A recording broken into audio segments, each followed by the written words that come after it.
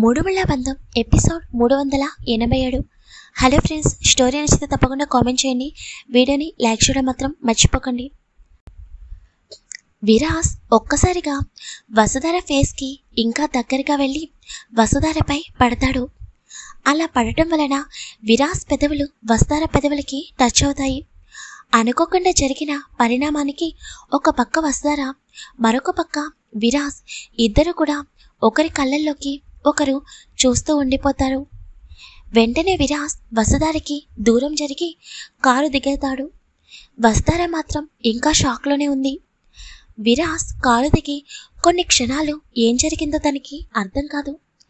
నెమ్మదిగా జరిగింది గుర్తుకు రాగానే వెహికల్ కొంచెం ముందుకి కదలడం వలన తను వసుధారపై పడడం, తన పెదవులు వసుధార పెదవులతో కలవడం గుర్తుకు వచ్చి తన చేతి వేళ్లతో తన నుదుటిపైన చిన్నగా రబ్ చేసుకుంటూ కోపంగా కారు వెనక్కి వెళ్తాడు. అక్కడికి వెళ్ళేసరికి ఎవరో ఇద్దరు హస్బెండ్ వైఫ్ కారు బయట ఉండడం చూసి తన కోపాన్ని తగ్గించుకుని ఏం జరిగింది అని అంటాడు. అది బాబు, కొంచెం బ్రేక్ ఫెయిల్ అవ్వడం వలన సడన్గా మీ కారుకి డాష్ ఇచ్చాము. ఏమీ అనుకోకు బాబు, మా అబ్బాయి వస్తున్నాడు. కారుకి డ్యామేజ్ అవ్వడం వలన దానిని మేము రిపేర్ చేయిస్తాము అని అంటుంటే పర్వాలేదు, ఇట్స్ ఓకే అని చెప్పి విరాస్ కారు లోపలికి వచ్చి అసలు వసుధార వైపు చూడకుండా కారుని ముందుకు పోనిస్తాడు. వసుధార మాత్రం ఇంకా షాక్లోని అలాగే బిగుసుకుని పోయి ఉంటుంది. లాస్ట్ టైం అయితే విరాస్ నిద్దట్లో ఉండడం వలన తను విరాస్పై పడటం వలన కొద్దిగా షాక్ అయితే అవుతుంది, తర్వాత భయపడుతుంది. కానీ ఇప్పుడు ఇలా విరాస్ మెలకువగా ఉన్నప్పుడే ఒకరి పెదాలు మరొకరి పెదాలతో కలవడంతో షాక్గా అలాగే సీట్లో బిగుసుకుపోతుంది. విరాస్ కూడా ఏం చేయాలో అర్థం కావడం లేదు. అసలు ఇప్పుడు జరిగిన దానికి ఎలా రియాక్ట్ అవ్వాలో తెలియకుండా తన మనసులో మెదులుతున్న ప్రశ్నలకి తన దగ్గర సమాధానం లేకపోయేసరికి అలాగే ముందుకి కారుని డ్రైవ్ చేస్తూ ఉంటాడు. విక్రమ్, వైష్ణవి ఇద్దరు కూడా ఫామ్ హౌస్కి చేరుకుంటారు. లోపలికి వెళ్ళేసరికి అందరూ హాల్లో కూర్చుని అమృత, రిత్విక్ మ్యారేజ్ గురించి మాట్లాడుకుంటూ ఉంటారు. విక్రమ్ని చూడగానే చంద్రమోహన్ గారు విక్రమ్ దగ్గరికి వచ్చి, విక్రమ్, ఇంకా అమృత రిత్విక్ పెళ్లికి ఎన్నో రోజులు లేదురా. రేపటి నుండి పెళ్లి పనులు మొదలవుతున్నాయి. సంగీత్ అలాగే మెహందీ ఇలా రోజుకి ఒక్కో అకేషన్తో ఇల్లంతా హడావిడిగా మారబోతుంది. ఇన్విటేషన్స్ అన్నీ కంప్లీట్ అయిపోయాయి. మరి రేపటి నుండి నువ్వు వైష్ణవి ఇంట్లోనే ఉండాలి. ఆఫీస్ మొత్తం మేనేజర్స్కి అలాట్ చేశావా అని చంద్రమోహన్ గారు అడుగుతుంటే, ఆల్రెడీ చేశాను డాడీ, ఇంకా కొంచెం వర్క్ ఉంది. ఈ రోజు నైట్ అవి కూడా కంప్లీట్ చేస్తాను. తప్పకుండా అమృత రిత్విక్ మ్యారేజ్ చాలా ఘనంగా చేద్దాము అని సిగ్గుపడుతున్న అమృత వైపు చూసి చెబుతాడు విక్రమ్.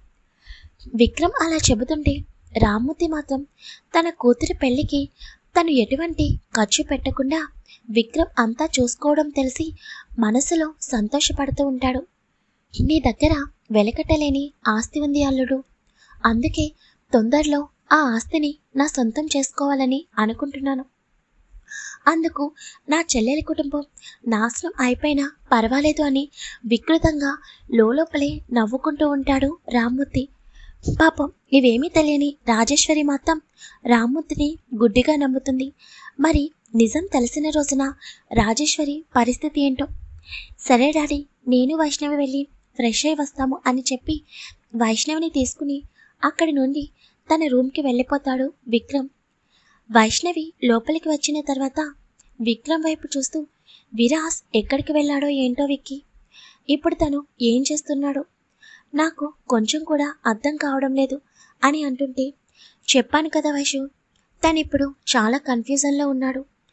తనకి వసుధార పైన క్లారిటీ వస్తేనే కానీ ఏమీ చెప్పలేము.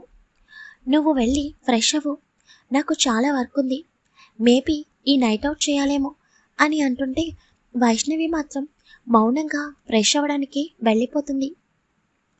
విరాస్ కారు అపార్ట్మెంట్లోకి ఎంటర్ అవుతుంది. ఇద్దరు కూడా మౌనంగా ఉంటారే తప్ప ఎవరు కూడా మాట్లాడరు.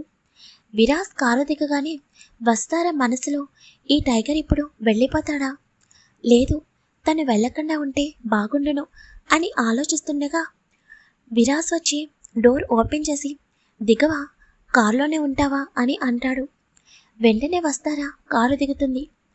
విరాస్ కారు లాక్ చేసి అపార్ట్మెంట్ లోపలికి వెళ్తుంటే వసుధార హ్యాపీగా ఫీల్ అవుతూ వెనకాలే నడుస్తూ వెళ్తుంది. ఇద్దరు కూడా వసుధార ఫ్లాట్కి చేరుకుంటారు. అమ్మయ్య, ఈ టైగర్ మా ఫ్లాట్కి వచ్చాడు అని వసుధార మనసులోనే ఎగిరి గంతేస్తూ ఉంటుంది. విరాస్ డైరెక్ట్గా డోర్ ఓపెన్ చేసి లోపలికి వెళ్ళేసరికి పార్వతి గారు హాల్లో చైర్లో కూర్చుని ఉంటారు. వీళ్ళిద్దరూ రావడం చూసి పార్వతి గారు నెమ్మదిగా లేచి, వచ్చారా, మీకోసమే ఎదురు చూస్తున్నాను అని అంటూ, ఏంటి వసమ్మ, అన్నిసార్లు కాల్ చేసినా ఎందుకు ఫోన్ అటెండ్ చేయలేదు అని చిరుకోపంగా అంటుంటే, అది అమ్మమ్మ, ఫోన్ సైలెంట్లో ఉంది అని చెప్పి నేను ఇప్పుడే వస్తాను అని తన రూమ్లోకి వెళ్ళిపోతుంది. వెళ్తున్న వస్తార వైపు చూస్తూ ఉంటాడు విరాస్.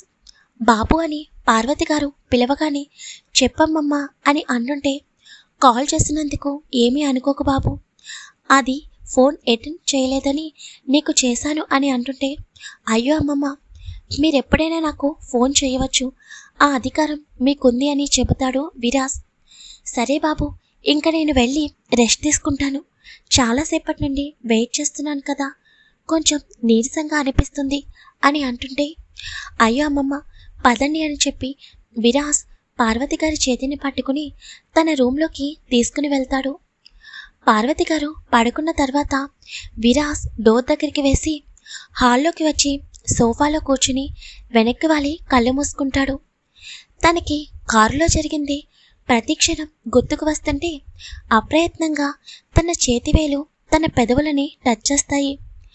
విరాస్ ఇలా వసుధార ఆలోచనలతో ఉండగా వైష్ణవి విరాస్కి ఫోన్ చేస్తుంది.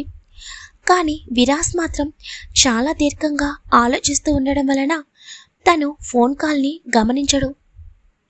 కొంత సమయం తర్వాత వసుధార ఫ్రెష్ అయ్యి బయటకు వస్తుంది. విరాస్కి ఎదురుగా వచ్చి చైర్లో కూర్చుంటూ మొబైల్ చూసుకుంటూ ఉంటుంది. తను ఎదురుగా ఉన్నా కూడా వసుధార తనని కొంచెం కూడా పట్టించుకోకుండా అలా మొబైల్ చూసుకోవడం ఎందుకో విరాస్కి కొంచెం కూడా నచ్చడం లేదు. ఇంకా నేను వెళ్తాను అని విరాస్ లేవగానే, అమ్మో, అసలుకి మోసం వచ్చేటట్టుంది, నేను కోపంగా ఉంటే ఈ టైగర్ నాతో మాట్లాడతాడేమో అని అనుకుంటే ఈ టైగర్ ఏంటి వెళ్ళిపోతాను అంటున్నాడు అని భయంగా మనసులో అనుకుంటూ పైకి మాత్రం కోపంగా, ఎవరో ఈరోజు నన్ను డిన్నర్కి తీసుకువెళ్తాను అని చెప్పారు, ఎప్పటి నుండో చాలా ఆకలి వేస్తుంది అని వసుధార అంటుంటే వెళ్తున్న విరాస్ అడుగు అక్కడే ఆగిపోతుంది. అరే, నా ప్లాన్ బాగా వర్కౌట్ అయినట్టుంది అని వసుధార మనసులో అనుకుంటూ పైకి మాత్రం కోపాన్ని ప్రదర్శిస్తూ ఉంటుంది. విరాస్ వెంటనే ఆలోచనలో పడతాడు. వసుధార తనకి చాలా ఆకలిగా ఉందని డిన్నర్కి వెళ్దామా అని చెప్పిన మాటలు గుర్తుకు రాగానే వెంటనే విరాస్ వెనక్కి తిరగగానే అప్పటి వరకు విరాస్ని ప్రేమగా చూస్తున్న వసుధార వెంటనే తన ఫేస్లోకి లేని కోపాన్ని తెచ్చుకుంటుంది. విరాస్ సూటిగా వసుధార వైపు చూస్తూ, ఇచ్చిన మాట నేను ఎప్పుడూ తప్పను, కానీ ఈరోజు బాగా లేట్ అయింది, అమ్మమ్మ కూడా కంగారు పడింది, సో రేపు తప్పకుండా నిన్ను డిన్నర్కి తీసుకువెళ్తాను, కానీ నీకు బాగా ఆకలిగా ఉందని అన్నావు కదా, నాకు ఆకలి విలువ బాగా తెలుసు అని అనుకుంటూ తన కోట్ తీసి షర్టు స్లీవ్స్ మాడుస్తుంటే వసుధారకి ఏమీ అర్థం కాకుండా విరాస్ వైపు అలాగే చూస్తూ ఉంటుంది. విరాస్ ఒకసారి వసుధార వైపు చూసి డైరెక్ట్గా కిచెన్లోకి వెళ్తాడు. మరి విరాస్ వసుధార కోసం ఏం చేయబోతున్నాడో ఎవరైనా గెస్ చేస్తే కామెంట్ చేయండి. ప్లీజ్ స్టోరీ ఎలా ఉందో తప్పకుండా కామెంట్ చేయండి. వీడియోని లైక్ చేయడం మాత్రం మర్చిపోకండి.